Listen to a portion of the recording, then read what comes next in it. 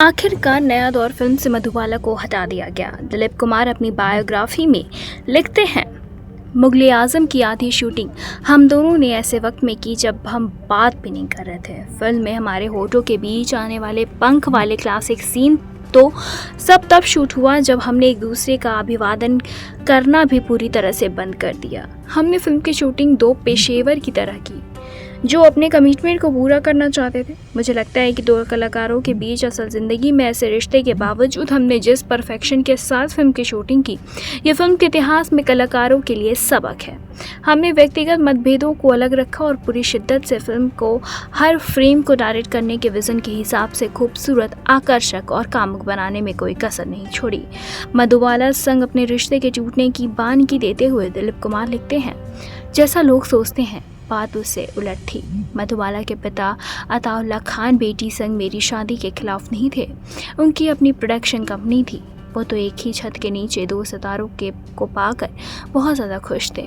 लेकिन अगर मैंने अपने नज़रिए से इस पूरे बिजनेस को नहीं देखा होता तो वही होता जो वो चाहते थे। यानी दिलीप कुमार और मधुबाला अपने करियर के अंत तक हाथों में हाथ डाले गाना गाते रहते। जब मुझे मधु से उनके पिता की योजनाओं के बारे में पता चला तो मैंने दोनों को समझाया, उन्हें बताया कि काम करने और प्रोजेक्ट चुनने का मेरा अपना तरीका है और मैं इसे कोई ढिलाई नहीं दिखाऊंगा, भले ही वो मेरा अपना प्रोडक्शन हाउस ही क्यों ना हो। दिलीप कुमार लिखते हैं कि उनके इस बात ने मधुबाला के पिता को नाराज़ कर दिया।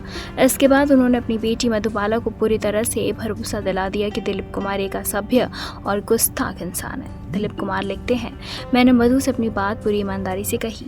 मैंने उसे कहा कि मेरा मतलब किसी को अपमान से नहीं है और ये उनके लिए भी एक कलाकार के तौर पर आज़ादी होगी। लेकिन स्वाभाविक रूप से वो अपना पिता की बात से अधिक सहमत थी। वो मुझे समझाने की कोशिश में लगी रही कि एक बार शादी हो जाने के बाद ये सब सुलझ जाएगा, लेकिन मेरी भविष्यवाणी यही थी कि मैं इसमें फंस जाऊँगा। मैंने अपने करियर में जो भी मेहनत की, जितना भी समर्पण दिया, वो सब किसी और के हुक्म और रणनीतियों के गुलाम बन जाएगा। मैंने उसके पिता से भी इस बारे में बात की। मधु हम दोनों के बीच बिल्कुल तटस्थ रही। ये सब बहुत बुरा था क्योंकि यकीनन हम एक अंत की ओर बढ़ रहे थे। इसीलिए परिस्थितियों को देखते हुए हमने यही सही समझा कि शादी के फैसले को छोड़ देते हैं। दिलीप कुमार से रिश्ता टूटने के बाद मधुबाला टूट गई। एक रिबाउंड के तौर पर उनकी ज़िंदगी में इसके बाद सिंगर किशोर कुमार की एंट्री हुई, जो खुद रूमा देवी गुहा ठाकुरदा के साथ तलाक के दौर से गुजर रहे थे। दोनों ने करीब 3 साल डेटिंग की और फिर 1960 में शादी करने का फैसला किया।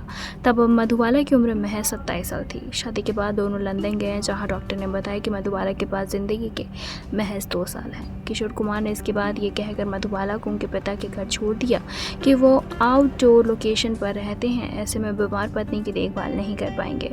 फासला बढ़ता गया और किशोर कुमार 2 महीने में एक बार मधुबाला से मिलने आते थे। वैसे आपको मधुबाला की ये कहानी जान के कैसा लगा, हमें कमेंट करके बताइएगा। ऐसी तमाम लेटेस्ट खबरों को जानने के लिए जुड़े रहें हमारे साथ और देखते रहें नेक्स्ट लाइव।